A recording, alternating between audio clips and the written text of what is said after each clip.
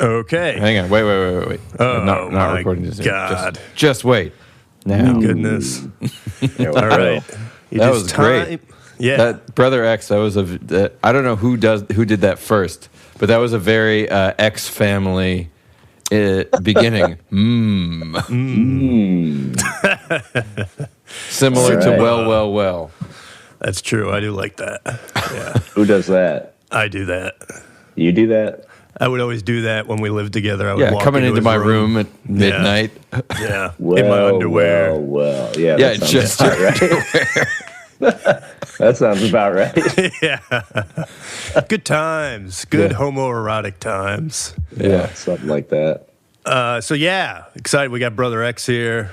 We're going to take down the healthcare industry today. We're going to talk about the rise of homoeroticism in healthcare. Yeah, it's really taken over. Yeah, medicine suit. Yeah. So we're reading The Social Transformation of American Medicine by Paul Starr. And which kind of details broadly how American medicine became a professional class, because it wasn't that way in like the 18th and 19th century, right? And yeah, I don't know. I'm very happy with this choice so far. I thought it's offered a lot of interesting stuff. Most interesting is the fact that it was written in the 80s, I think, and so it's actually documenting, I guess you could say, the end of the peak of the doctor's power, because he sort of, especially in the introduction. So we read the introduction in the first chapter, maybe the second. I don't know, Brother X, if you got to the second. I did not read the second. Yeah, I didn't get to it either. But he talks about in the first chapter how this was really the beginning of the insurance company and HMOs were starting to become a competitor to the doctor's stranglehold on medicine. But it hadn't really happened in full force yet. And certainly now, I think, we're seeing, I would say, insurance and venture capital are the main ones running the show now. But in the 80s and for most of the 20th century, it was doctors. And so he's detailing how that happened. Yeah. Yeah. So, it's a morning podcast, too. I think that context is really important, though, because definitely before I looked at when it was written, I was reading the intro and kind of confused because I think a lot of where, he was talking about like sort of where things are at. And I was like, wait a minute, we're not there, are we? No. So yeah, that context is really important. A lot has shifted in the last, 40 years now. God, has it been 40 years? He does kind of set out what was beginning, Jeez. Yeah. So I like how it starts where he talks about medicine as a force of reason, and then he opposes it with sort of like the private world of medicine, having to do with people sort of more going by how they feel, and it being something that housewives dealt with themselves in the home, and there were some guidelines and some published encyclopedias and stuff like that. But yeah, how moving it into the professional class was sort of this act of reason and rationality and sort of science or something near science taking over. And he's got this quote that I thought was pretty fun, where he said, "In medicine, the dream of reason has partially come true." Oh yeah. Yeah, I like that. Yeah. Yeah. And then what also is interesting is how he ties it to the progressive movement. And yes, that's something that it kind of resonates with other things we've read about, specifically with the progressive era, because the idea of sort of professional medicine where authority is very sort of top-down, expert-driven, and a few like details that he pointed out there is it's not even just the authority of how to administer cures, but it's also the authority to define really broad ideas, like what does health even mean? And Yeah, that tying that to the progressive era and the rise of progressivism is pretty interesting. Well, yeah, because I mean, you're right. Like in the intro, a lot of what he was doing was obviously laying out what the sort of outline of the book is, but also explaining that a key thing that happened is that medicine established this authority that it hadn't really seen in the 18th century or 19th century. You know, he defines authority and stuff. What does he say? It's like authority in its classical sense signifies the possession of some status, quality, or claim that compels trust or obedience. And sort of says that it incorporates two things, dependency and legitimacy. Right. And then he goes on to say, and kind of even more finely define authority and splits it into a cultural authority and a social authority, where the cultural authority is kind of what we might think as a classical Max Weber authority of, regulation of action, essentially, like you will do something if you're told to do it, versus the cultural authority, which is refers to the probability that particular definitions of reality and judgment of meaning and value will prevail as valid and true, which is really, I think, where doctors sit, and like you were saying, is they're kind of shaping the reality. This was something that he was saying, that doctors have, and this happened, as you said, through a rationalistic sort of revolution that was kind of on the back of the democratic revolution, quite frankly. And he gets into that towards the end of chapter 1, because it's like, this was another thing that he said in chapter 1 of like how, the 19th century showed America became maybe less, was it less equal but more egalitarian? And so there was a democratization of things because they're like, nobody should have say over another person. Essentially, everybody's an island, or everybody is equal in a sense. But this allowed kind of a competition. It seemed like of, I guess, of reality, of like who can best define reality and have an outcome. It was tearing down vanguards and everything like that. Everything Foucault discusses, and in that, it kind of ironically created this bureaucratic, corporate state that we have. But anyway, that's getting away from things, or it's moving ahead too quickly. But yeah, that's the central thing about authority I thought was interesting, because I mean it's true, and that seems to be the basic thesis of the book, is trying to define how did doctors become such an authoritative people, because they weren't always that, and he gives examples of how they, in Rome, they were not very, many doctors were of lower class, and even in the Middle Ages and whatnot. And so, yeah. Yeah. No, I thought the whole discussion of authority in the intro is really interesting. Yeah. And just sort of the different ways that it manifests, the different like ways that we ascribe it to something, but also just kind of how fragile it is. Like he didn't go into too much depth, but when he was first bringing it up, he talks about how like, authority is kind of backed by like coercion or persuasion, but once you have to use either of those, it's no longer legitimate. Yes. I mean, that kind of signals that the authority, that whatever that entity or person or body is, like, doesn't actually have authority anymore once they actually have to exercise those.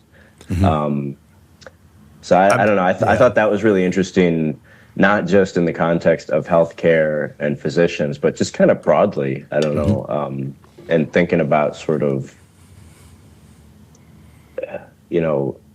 laws and norms and what compels people to do different things, and respect like one set of rules versus another. And yeah, I mean, obviously, then like with physicians, though, like, just to bring it back to this book, he does go in a little bit like how that authority was, I guess, ascribed to them. And that's really interesting, just in terms of like, I don't know, like I haven't thought too deeply about this, but it's been discussed a lot that, we're in sort of a time where trust in institutions is breaking down.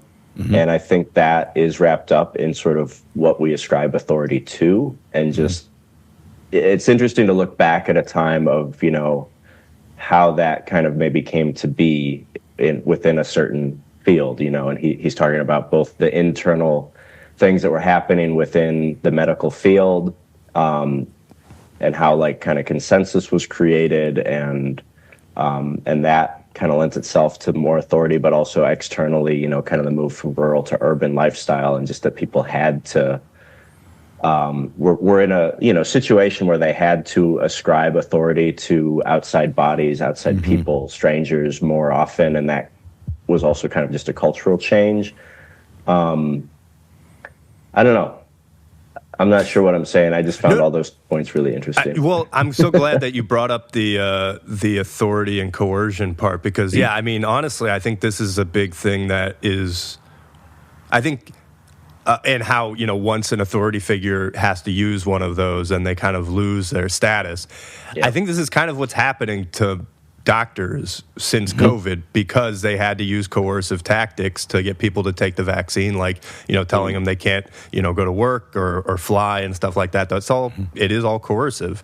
Right. Whether you agree that it should happen or not, I'm not even getting into that debate. No, it was a coerced act, right? And we are seeing, as you were saying, a big disillusionment with the population of doctors and medicine, and I think this is something I certainly try to talk to my colleagues about, and experience and stuff, because the way obviously forward isn't by telling the population they're idiots and they don't understand and stuff. You have to understand where they're coming from, and I think it's a very legitimate thing to think like, okay, well, you were forcing me to do this thing, and there was a lot of different voices saying different things, and now everybody's confused and nobody really believes anything fully anymore.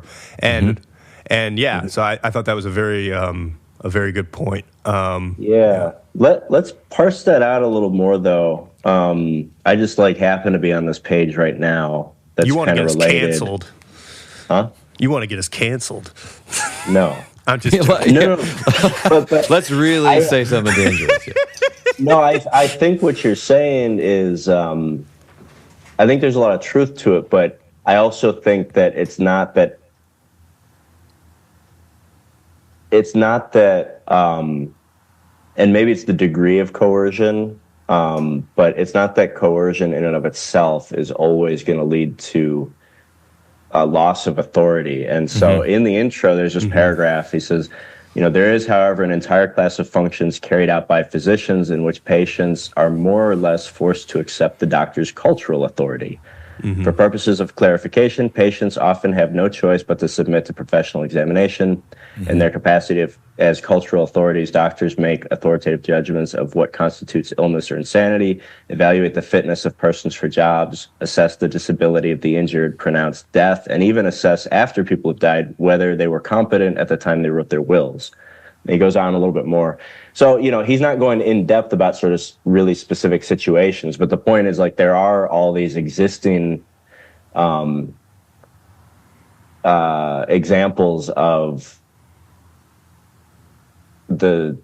I get, again, maybe coercion is the wrong word, and that's where the difference is the degree, but that you don't have a choice but to accept the authority of the physician in these cases. Obviously, the vaccination situation with COVID was different in a number of ways. Well,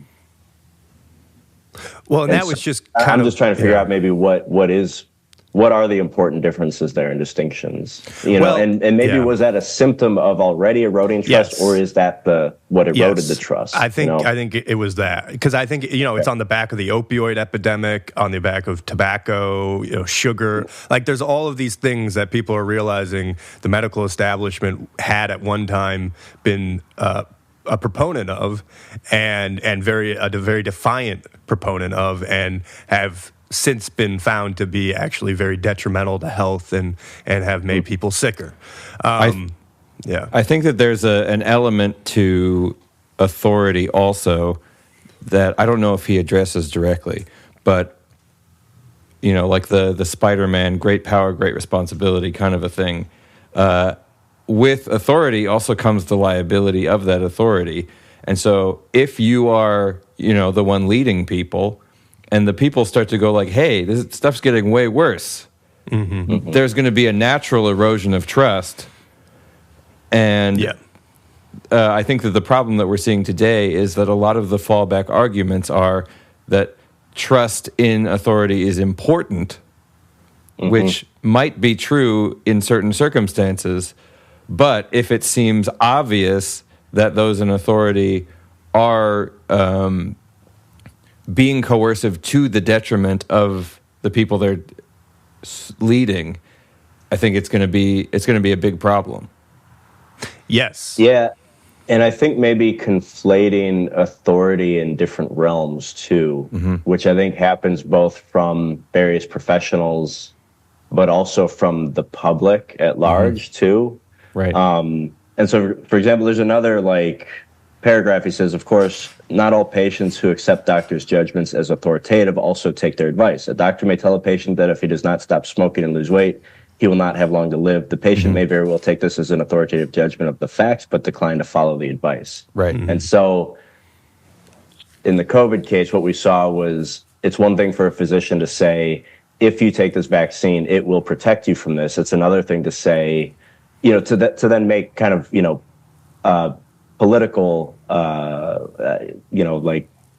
telling people, mandating that people stay home goes beyond giving medical advice, right? Right. But I think this is also related to there's another point that he makes, that the medical field also is intrinsically political in some ways.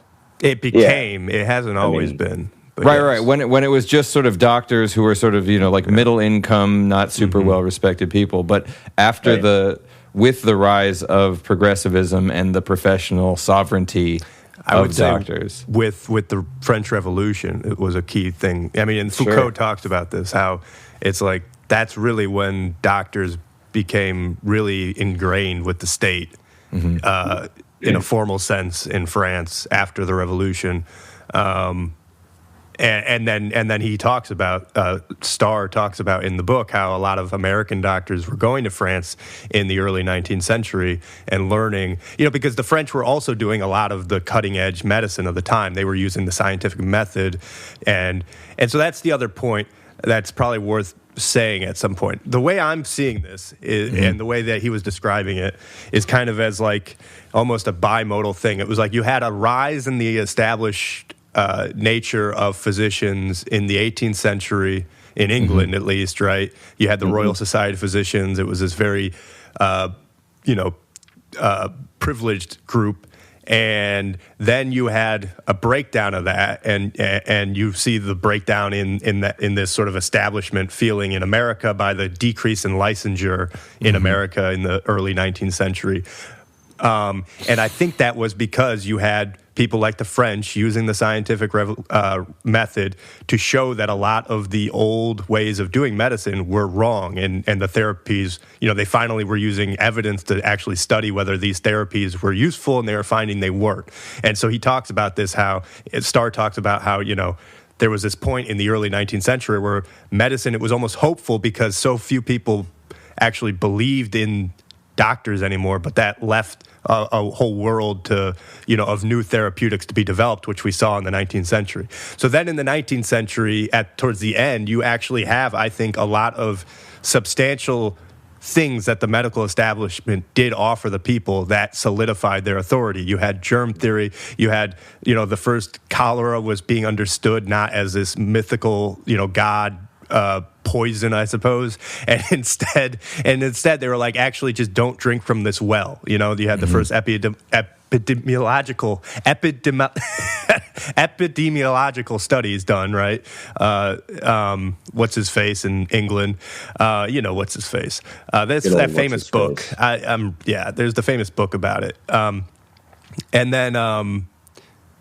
And whatever it is, smallpox, polio eventually and stuff like that. A lot of things that were very good. Insulin discovered, right? But you had an overcorrection, I think, in the 20th century, emblemized by, I guess, just I called like World War II this rationalistic sort of fever gone mad, certainly emblemized by the Nazis. They took it as far as you could go and way further than it should ever go. And so now we're seeing this backlash against that, I think. And actually, I feel like we're in a similar period that we were in the early 19th century, where we will see a new sort of culture of medicine developed, but it's unclear where it's going. But yeah, that's how I'm kind of seeing it. I don't know. Yeah, I think that makes sense, and I think he draws a point a little bit later in the introduction under the heading "The Growth of Medical Authority," where he talks about the tie between progressivism and medicine, where he talks about how the hyper rationalistic progressive movement was training people to not trust their own eyes. And it's sort of the embedding of the expert. And so what you're saying, I could very much see how it gets from one to the other, of saying, don't drink from that well, people are getting sick.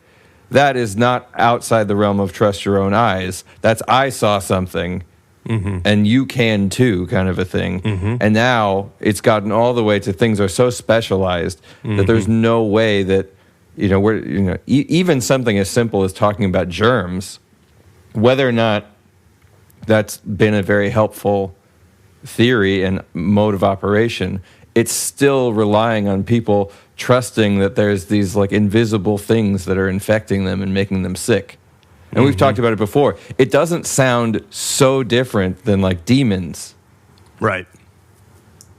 Well, you like to think there's that. some key differences, and there's repeatability. What are the key differences? Name one. Name one. Yeah. I mean, repeatability of studies. It's not saying I don't believe this, but I do find it interesting to think about the idea that experts are defining what health is, and then they're defining what is making you sick, and then they're also defining the cure. And so every aspect of the worldview is controlled through their definition. And so, yeah, like talking about Foucault and like a discursive history, essentially the entire way we think about and talk about this is built by this expert system. Decadence gone wild once again. I mean, that's really what I think it is, though, is with everything, it becomes, we do this as humans, and I think it's just probably the way forward is just understanding it is a natural thing that you just need to be wary of, is that you're going to have something happen, and then people are going to abstract it enough that it becomes divorced from reality at some point by definitions and semantics. And I mean, and so they were talking about how in like the 18th century, the big thing that made a lot of people wary of medicine and feel like it was like detached was the fact that you had to. I actually wrote down like the things that you needed to be be part of the Royal College of Physicians. You had to go to Oxford or Cambridge, right? And you had to have a natural philosophy background.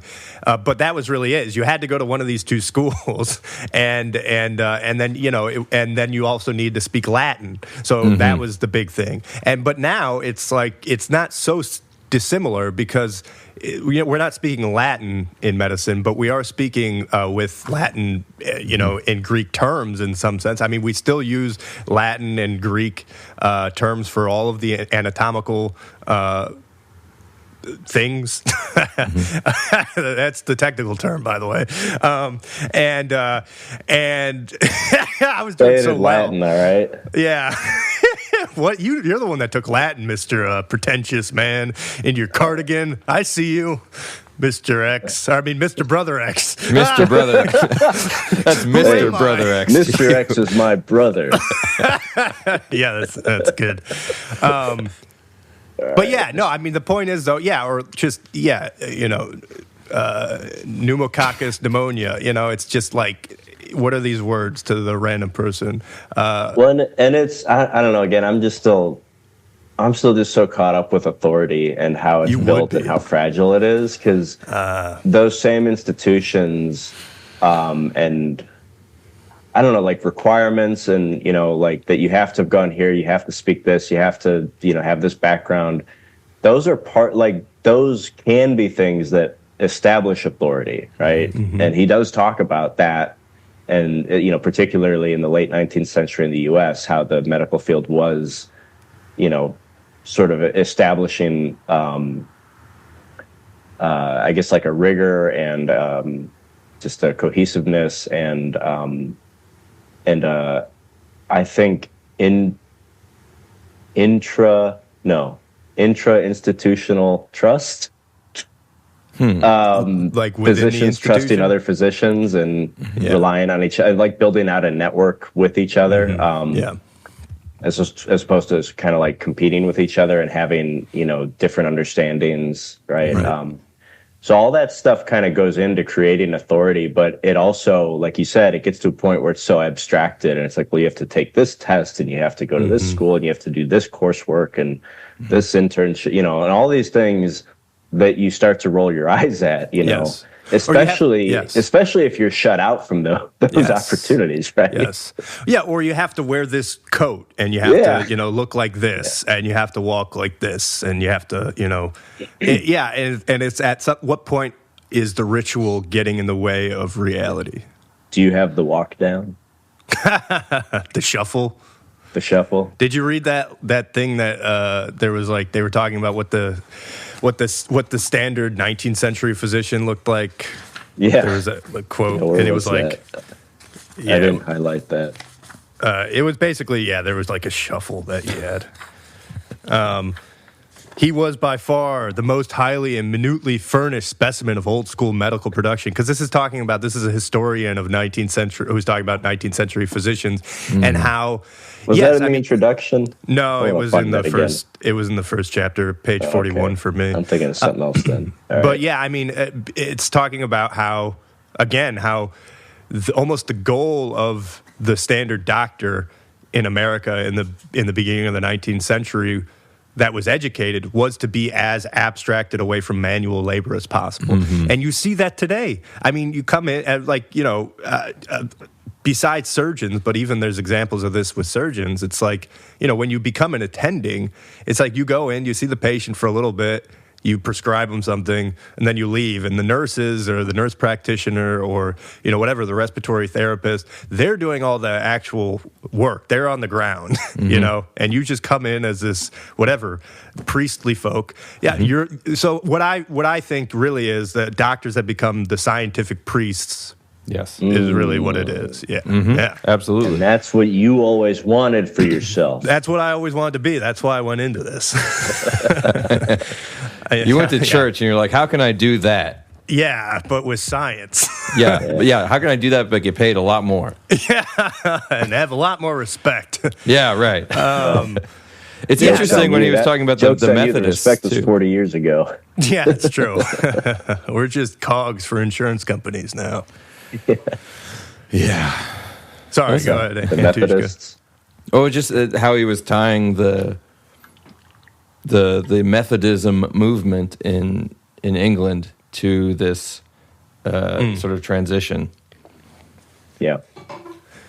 Well, and I mean, beyond the Methodists, we haven't talked about it, but you had brought up, because in chapter 1, he basically splits it into 3 sections where he talks about the professional sort of class of doctors. He talks about the domestic class, which, as you already said, is generally like women and the mothers of the family did most of the day-to-day healthcare. And then he talks about the counterculture, like the Thompsonians and bone setters and stuff like that. But I thought it was really interesting, and actually I intend to read William Buchanan's Domestic Medicine, which was he was a Scottish physician, but he published basically this medical pamphlet essentially for the layperson, and he also has all sorts of political sort of opinions about how medicine should be something that is explained very clearly that anybody can understand and shouldn't be shrouded in mystical Latin or terms. And this was something that most people was very popular, and a lot of people used it, and it went in 30 reprints and stuff like that over the years. And it's interesting because I can tell that Thomas Benjamin Franklin probably read it because I told a anecdote from one of his biographies to Antushka a while back about how he stayed with, I guess he was traveling with John Adams and they had to stay in a hotel together, like in the same bed or something. And John Adams was sick and Franklin was like, open the window for God's sakes. And Adams didn't want to, for some reason. It's like, it's good. And so when you read Buchan's work, he's saying proper attention to air and cleanliness would do more to preserve the health of mankind than all the endeavors of the faculty. Sounds like Joe Rogan or something. I actually exactly said that. He also says he counseled repeatedly that exercise, fresh air, a simple regimen, and cleanliness were of more value in maintaining health than anything medicine could do. And you have this constantly a pushback.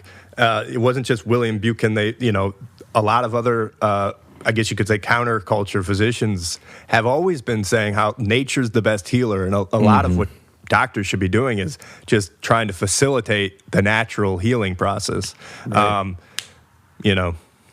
I suppose they could argue that in a way they are, because even pharmaceuticals are drawn from naturally occurring things.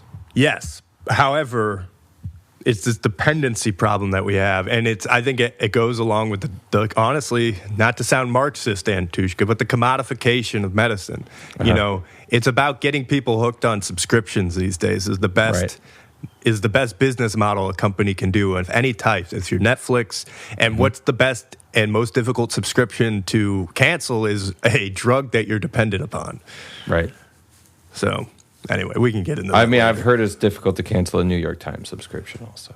That's true. Or honestly, a New England Journal of Medicine subscription. I had to call their office. You can't do it online. Right. Actually, BMI, the broadcast music company, is the same thing. Is you can only cancel within a month window every other year, and you have to send them a letter by mail. Jesus. And they won't send you a confirmation that it's been canceled, so you don't have any way of knowing. Ridiculous. Wow. And then you just sign yep, that sounds good to me. Why were you hooked up with them? Why did you sign up for them? So I can get paid more. So every time I play my own music live or somebody else plays it or it gets played on a radio or something. PRO, Eric. Yeah. Yeah. Mr. X. My identity is blown. Oops. Yeah, it's a bummer you have such an unusual, uncommon name too. Yeah, it's true. It's not like Yeah. Yeah, actually, Brother X should probably knows all. Do you do that? What? What he does? Cancel what my I do? BMI subscription. No, do you have a BMI subscription? I'm registered with the other main PRO. Nice. Oh, you don't want to say it? Huh? You don't want to say it? ASCAP? Yeah. I don't think they mind. No, I don't think they mind. They probably like it.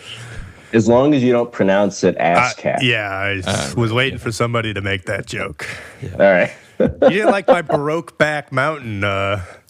Actually, I read it 3 times before I got it, and then I was like, haha, and then it was like, what do I say? I was also in the middle of teaching a class. You should have told your students. Yeah. I should have been like, my buddy just said, what do y'all think? Yeah. Yeah. All right. I have a question for you, Mr. X. Oh, boy. I'm just curious, earlier on in this recording, you gave sort of a very nice summation of how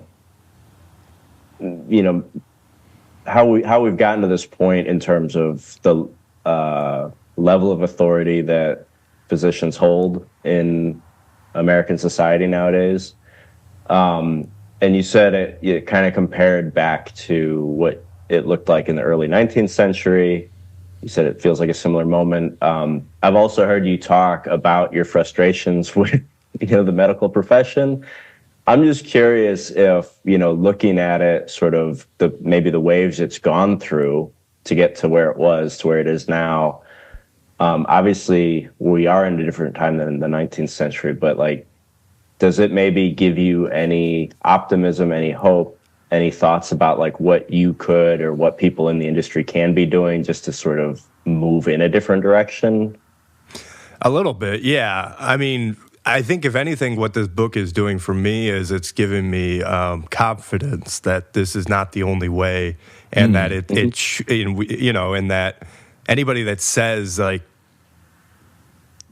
this should be continued because it's the way that it's been for 50 years, I think just doesn't understand history well enough. Right.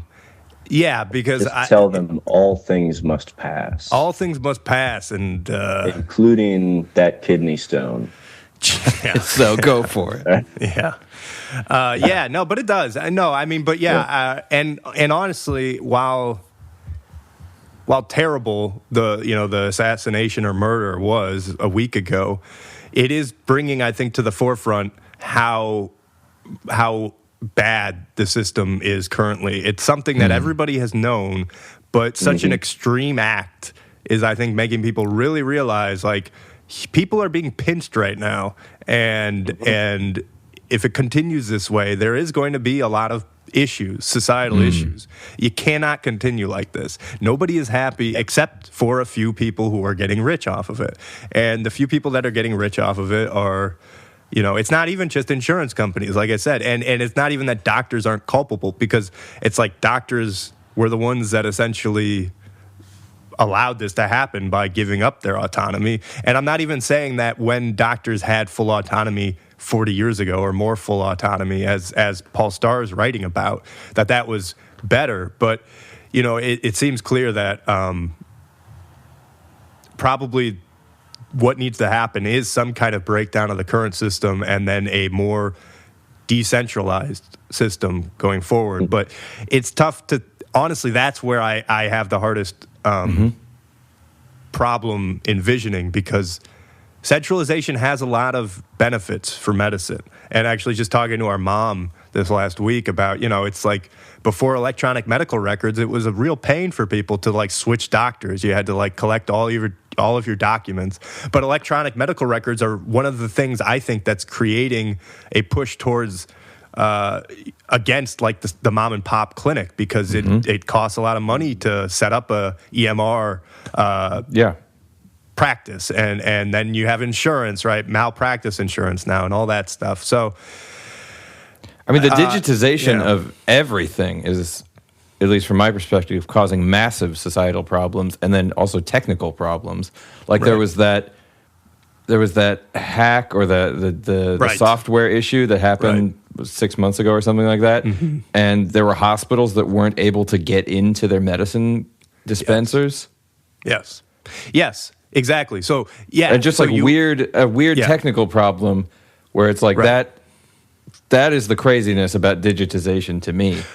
Well, and that's a problem. It just feels like a massive security issue. Well, I would say less digitization and more centralization, because that's the idea. Is if you have one centralized source that's got everybody's documentation, all it takes is a breach, and then you have everybody's information, versus if you have a bunch of different systems. So that's actually, I think, a good example for. And actually, I was talking to a resident probably a few months ago about how at our system there was I think it was the same breach like 6 months ago, right? And most of the hospitals were affected, except it was for that the Windows problem. I don't remember what it was called. Yes, exactly. Yeah. Except for the VA, because the VA is on software from like the 1970s. Right. They have their own EMR, and it's everybody hates it that has to work with it, because it's like not very user friendly. I love this. This is music to my ears, man.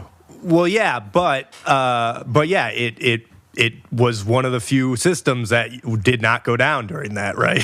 Beautiful. This is what, when people talk about, there was like, I think it was like a John Oliver bit from 5 years ago or something, where he was exposing that all of our nuclear warheads are still operated on floppy disk systems. Right. And how crazy that is. And it's like, that sounds amazing. Yeah, it means they're not hooked up to the internet. Right. Which is, we definitely don't want them on the internet. Like, just keep it like that. And this is one thing I, definitely disagree with Elon Musk on, is because he's pushing for how, I agree that things need to be updated in a sense, but it's true. It's like not everything needs to be centralized, though. Right. I mean, it's like power grids being attacked and stuff like that. It's like, don't connect them to the internet. How about you just have techs go to locations like they did for the last 100 years? Yeah.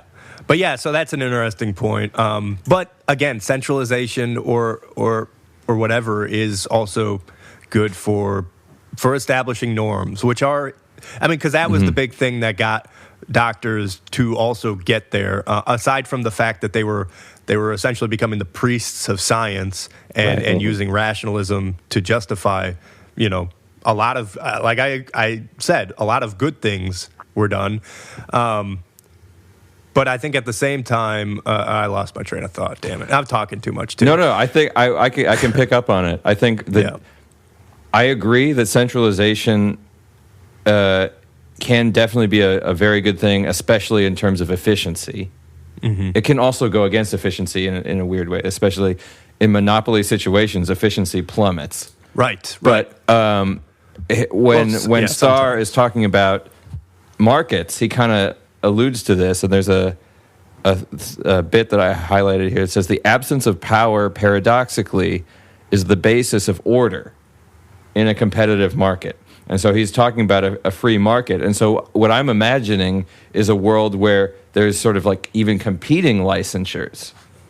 Right. Having 3 or 5 versus one, like the American Medical Association, but just having 5 of them would put them in a position where they would have to be doing something to be competing for trust. Because then, I go to a doctor who's licensed by this board. Well, I like this board's licensure, that kind of a thing.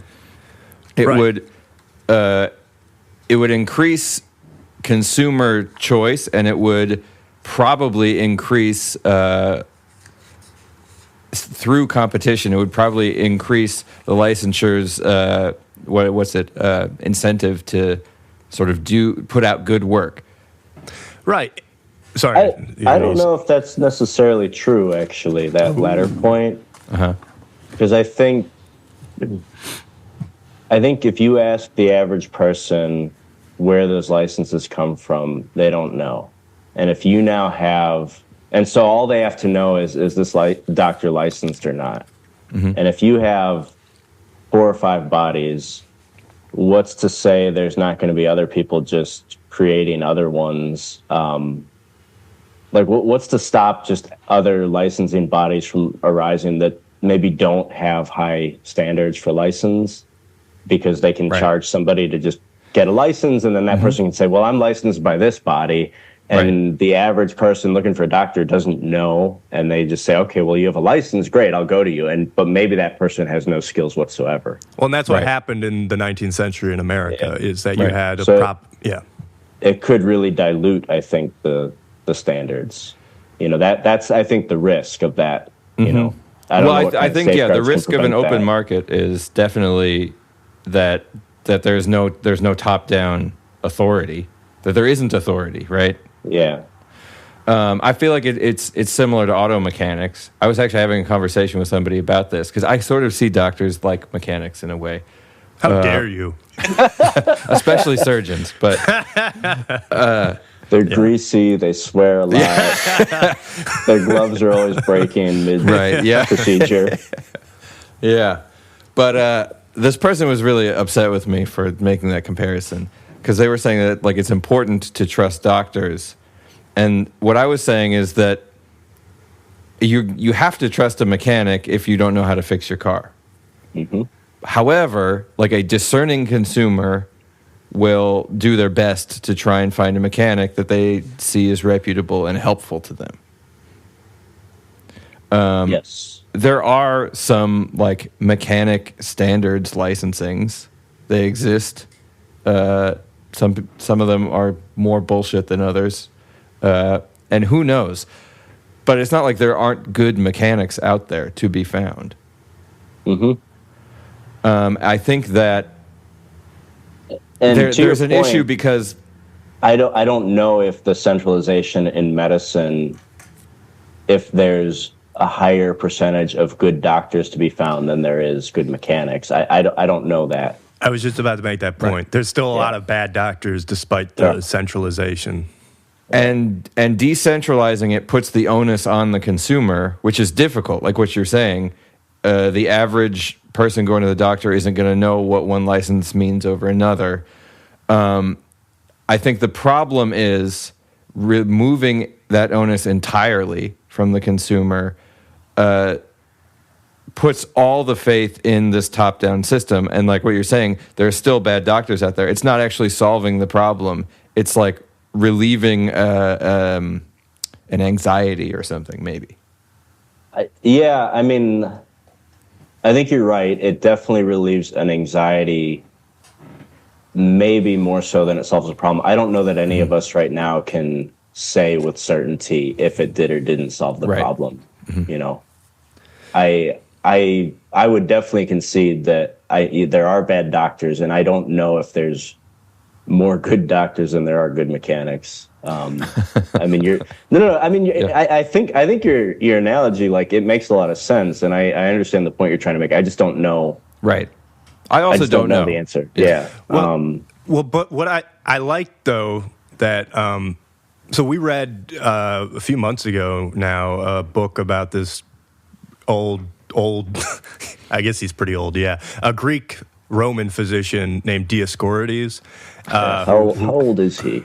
He's like he would be like 1900 years old now. He was like somewhere around like 100 AD, okay, cool. Or maybe even before that. It might even been in the tens. How did you introduce this? We read this when? Wasn't this the first thing we read? No, that was doctors that we read. Okay. Dioscorides was the pharmacological. Oh, right. It was just a one-off thing we did.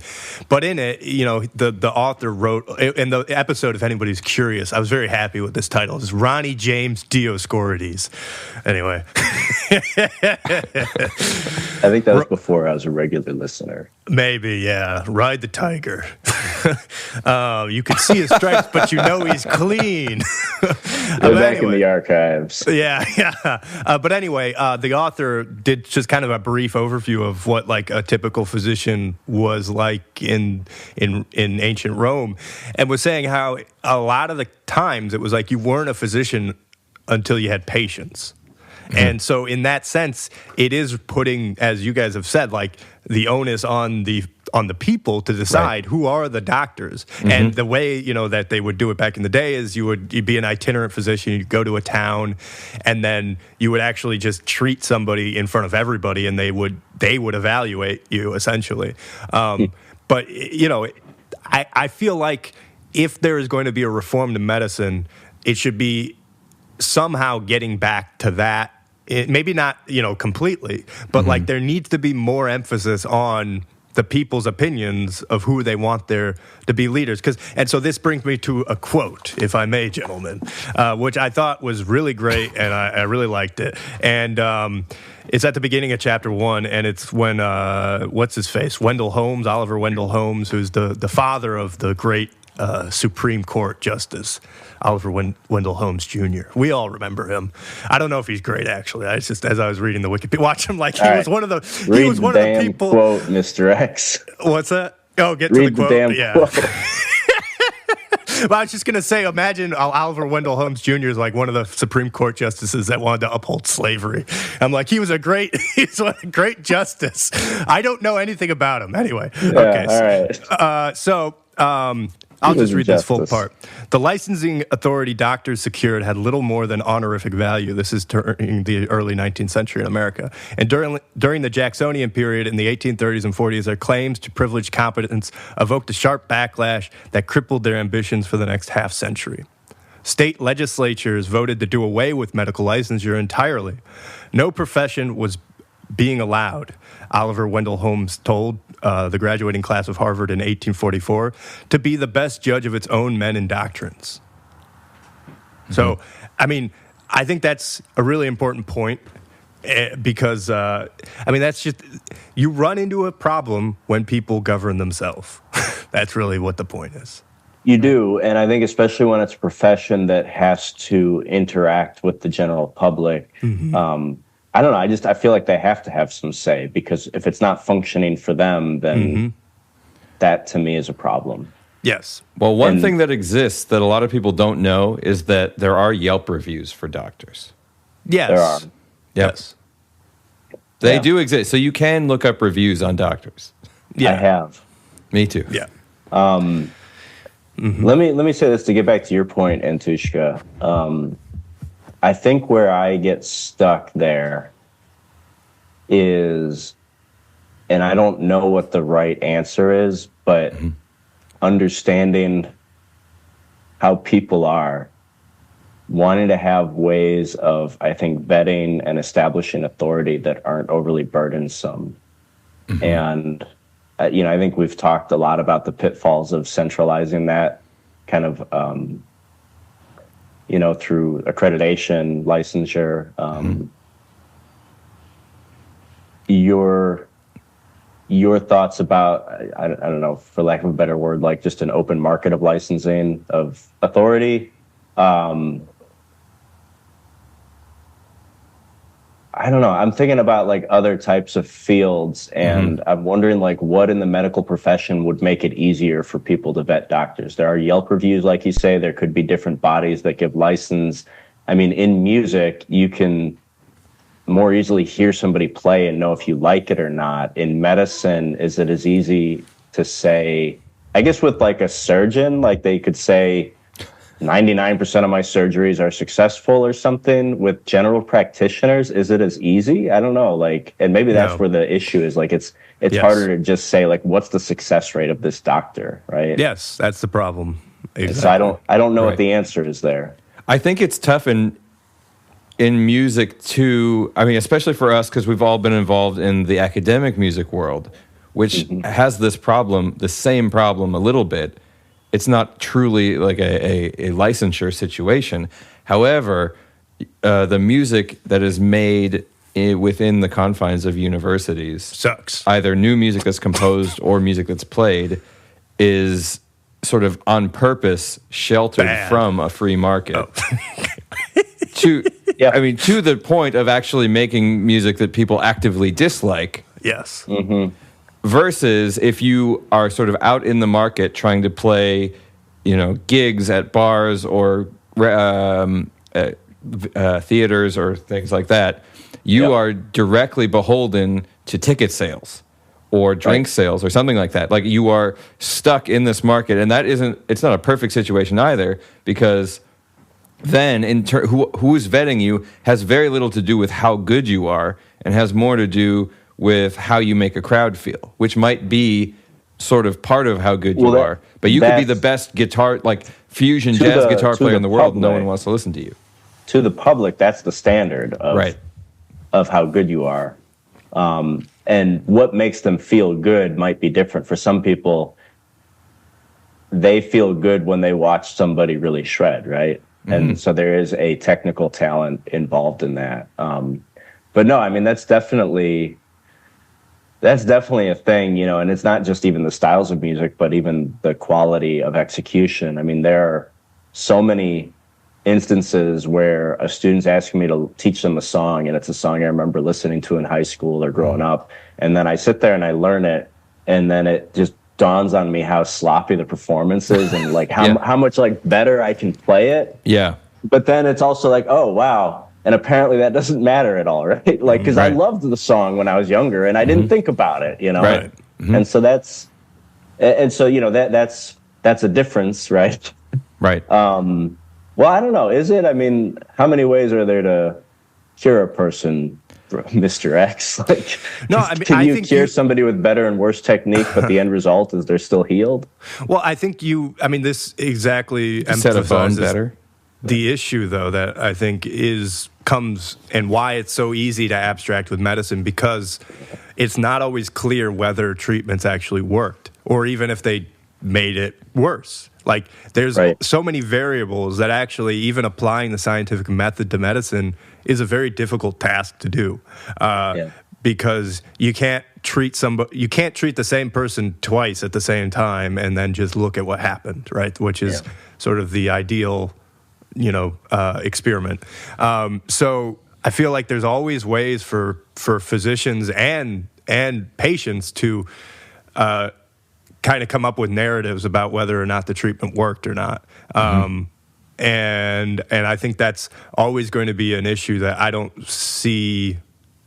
really see any way to get beyond that, other than this is why I keep going back to, I do think there is a bit of a crowdsourcing thing that needs to happen, whether it's from patient reviews or whatever it is, of just like, is this working? And I suppose we're kind of seeing that on a grand scale, again, from the backlash to physicians generally because of the opioid epidemic, because of COVID and stuff. Yeah.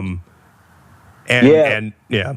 Well, and I think there's sort of two elements of, there's one, are they actually able to heal what I come in with?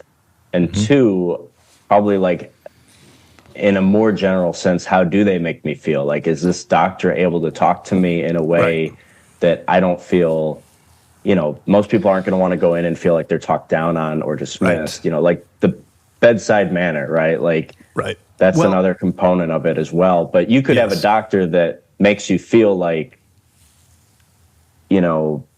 a complete idiot, and your ego's bruised every time you go see them, but they always fix the problem, right? Sure. Right. And you could have a doctor that, like, you feel great and they talk to you like a normal person, and you'd want to have a beer with them, but you never get better, right? Well, and I think you just emblemized why the whole reason why surgeons and I guess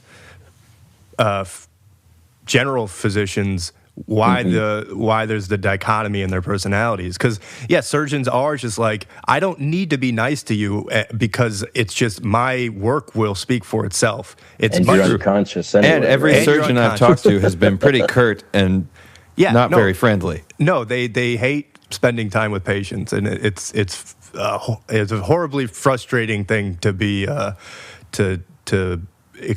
to be on either side of that, to be perfectly honest. But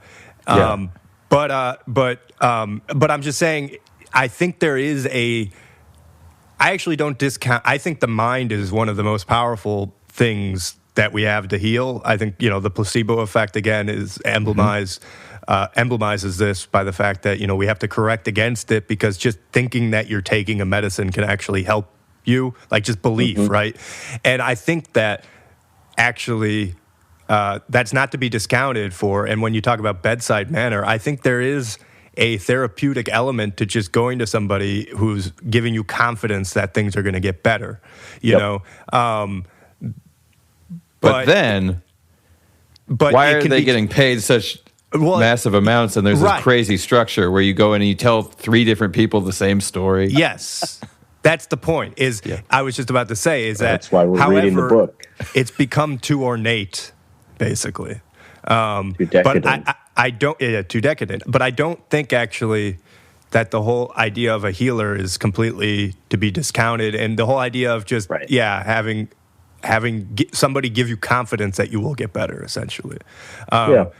And guide you through it with just little things like drink more water, you idiot, kind of stuff. Right. Open your window. Open your window. Don't sleep with John Adams.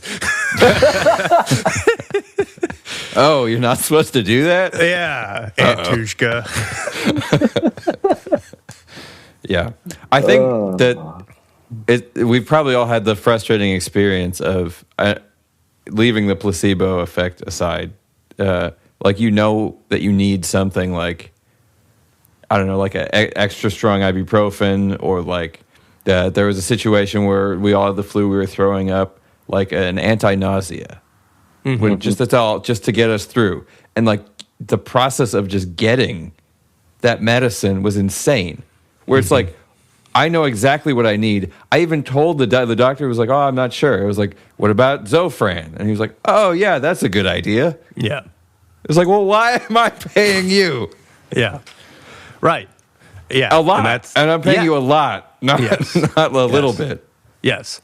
Right. And I think those are great questions and that need to be addressed. And the problem is, I think, this is where I get pessimistic, going back to the question about optimism, is that the system is so intertwined. I feel like it is going to be difficult to dismantle, because it's, you've got the problem that medical school costs a lot, so most of these physicians are in debt.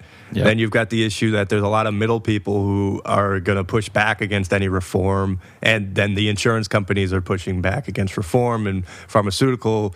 There's so many entrenched interests that are going to try to work against changing the status quo.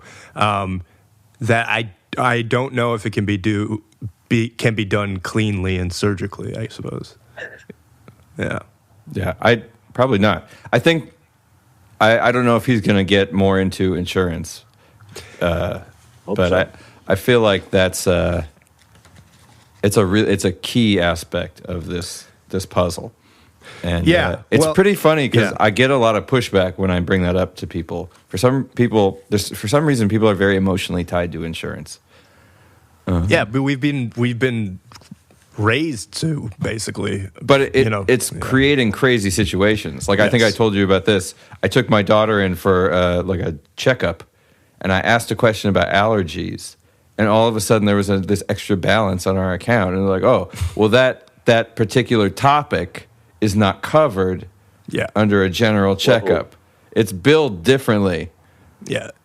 And luckily, I talked to the doctor personally, and the doctor said, that's crazy, we're taking that off. And that's like, we're talking to an individual sounds great. I would way prefer that. Even if they're being paid a lot for crazy things, I would still just prefer to talk to a person.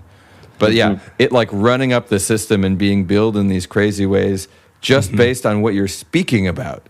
Well, and there's no information. There's no menu for like these topics cost this much. And I asked, and they're like, "Well, it's too complicated." Yes, like they don't even know. And I mean, and that's another point that I try to make, at least, is that probably the one way forward is to get, or one easy way forward is to get doctors more knowledgeable about the payments, because it should not, in my head, it should not be that, like any other product that you're buying, you're knowing how much it's going to cost you before you buy it. Right. And it's like medicine isn't like that, and it should be. And I think that physicians have become too abstracted away from the billing because it's, dirty, and, nobody wants to. It's like, you feel like you should be above it, right? I think that's how it happened. But it's allowed all of these middle people to come in between the physician and the patient to determine, basically, to basically gouge. Right. So, and to answer your question, the last chapter is called The Coming Corporation, I think, or something. That sounds scary. Yeah. I hope that doesn't happen. The Coming of the Corporation. It happened 40 years ago. Oh, no. Yeah, no, because I mean, and this goes to the managerial revolution, and it's true. It's like everything has been going towards a centralized system that is run by bureaucrats, essentially. And I think finally we're seeing, more and more people waking up and wanting to push back against that. But you didn't really have a lot of people talking about the entrenched bureaucracies in our society. Yeah. I think it's part and parcel with like the sort of overvaluing of specialization too. Yes. Because once a physician feels like I have this special skill set, billing, prices, all that is below me, somebody else has to do it, which means somebody else has to get paid for it. Right. Yep. Which means if they're not going to take less money, it's all. That's a big part of what happened in universities too. Yep. Right. Yes. Professors, and I know they do a lot, and they're not very well paid either. But there's a lot of things they don't do anymore that they used to do, and so you hire more people in the university, and you have this huge administration now. Right. Now you sound like and Elon that Musk. cost a lot of money. It's true, though. Yeah. It does cost a lot of money. Yeah. Yes. It's expensive when you hire more people. I agree. And then, you're right. And then it's like, but I'm in a program where it's like the students have to organize like all the seminars and symposiums still, and it's like, well, why are we doing this if we have so many administrators? You should hire somebody else. Real life experience for you. Yeah. It's ridiculous. It is ridiculous. Yeah. So administrative bloat. How are you guys feeling after reading this? I think it's really interesting. Yeah, it's good. Cool. How are you feeling? No, I like I already said, I'm very happy with it. I mean, obviously, there's a part of me that wishes it was written 30 years later, so it covered, or 40 years later, so it covered, more recent. But I think he does have a TED Talk. Oh, he does? Yeah. Oh, nice. Is this guy? I actually, for some reason, didn't read anything about the author. Is he a physician or is he a historian, or do you know? I think I don't know. Don't know. Yeah. I did listen to his TED published Talk. anything else since then? And Tushka, you are the Paul Starr I historian. think he writes histories, if I remember. Paul But I can Storian. the Paul Starr story. The Paul Storian. Paul Very good. Starian. All right. Yeah. Professor of Sociology and Public Affairs at Princeton. Okay. So I'm sure he's published something else. Yes. Yes. Yeah, I Cool. can definitely see the sociology influence. I mean, talking about authority and power and stuff like that. Mm-hmm. But yeah, no, I mean, I'm very happy with this so far. And I think at some point I'm going to want to read, another one covering, the rise of the insurance. Do you consider Professor Starr to be an authority on this topic? I do. And I would follow him to the end of the earth. Well, it is one of the benefits of writing something down in a book. If especially if your book is over 300 pages, you read it and you just assume it's true. Yeah. And again, I do it too. Lots of citations Who knew? too. Yeah. Who knew? Yeah. No, but I love the citations too. I mean, it's just a lot of interesting other points. Like I said, I want to read that Buckner guy's Domestic Medicine. Mm-hmm. I'm kind of curious about the Thompsons. So Thompsonians was another branch of medicine that was kind of part of, I guess, the renegade medical establishment in early America in the early 19th century. Right. That was started by like a botanist, and it gained a lot of legs and I guess was pretty popular, but died off after the guy died in the 1840s. But it's just personally, I'm also just interested in the old ways of treatment, because I think there are a lot of things that we still do. Maybe we don't call it that, but bloodletting is something we kind of do, right? In that we will take people's blood but we will also obviously add new blood back, Right. But we still have some of these principles. Generally, if that makes sense, which I think is interesting. We still don't drink dirty water. We don't drink dirty water. We still shower. People are still saying you should shower and stuff like that.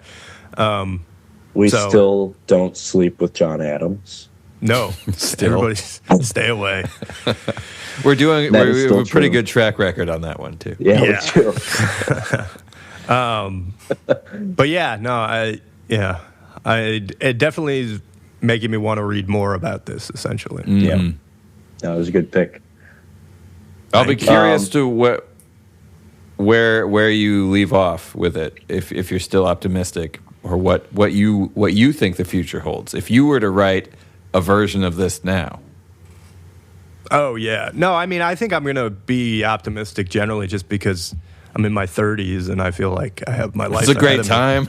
Well, yeah, I mean, to be I have my perfectly honest, health. it would be Just kind wait of... till you hit your late 30s. Well, exactly. Or like when I'm older, then I'll be pessimistic because I'll be like, what have I done? Soon. What have I exactly? I'm going to die soon. What have I? Yeah, I'm in my late 30s. I'm going to die soon. What have I done with my life? Yeah. Sorry, Mark.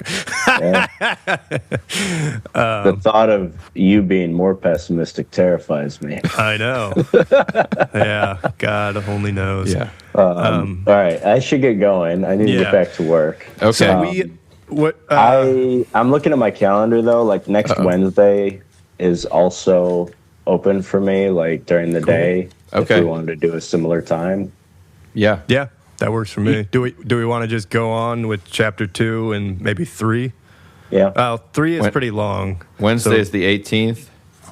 correct. Okay. Yeah, I could do that same time. Cool. Nice. All right. Yeah, how do we want to do this? Or we can, if you got to run right away, we can talk about it over. But I mean, I can try to get up through chapter 3. I'll do my best. I mean, I didn't get the book till, I don't know, Sunday. So if I actually start reading now, I might make more progress than I did. Nice. yeah, okay. And then All maybe, yeah, okay, cool. All right. Sweet. And, Sounds good. Oh, I also heard you were yelling at your radio listening to us. You guys just got so bogged down in minutia. And that's funny. You came around to like, well, I think we both agree. Yeah. All right, great. Let's move on. That's how it often happens. You're arguing about like how conscious is this 5-year-old child? That was Antushka. It was so absurd. Antushka it was you too. No, it wasn't. Yes, it was. I had no part. I had no part. I wasn't even there. I know he brought it up, but you were like, you were like all bought into like this hypothetical premise of what a 5-year-old that's hyper conscious would be able to do or be aware of, and it was. Yeah. But Antushka pushed me down that road. Yeah, he pushed me, but you followed. I don't think he pushed so much as he just like held out a hand. Mm-hmm. I was like, yes, finally. And you were like, yeah, give me that. Yeah. No, it was ridiculous. I agree. We got to get better about that. Or maybe it's entertaining. I don't know. It's just annoying, right? I assume. It's entertaining to hear about how annoying it was. It's not annoying. It's frustrating because I felt like if I was there, I could have moved it along, and I couldn't. Yes. Yes. Yeah. Because neither of you were listening.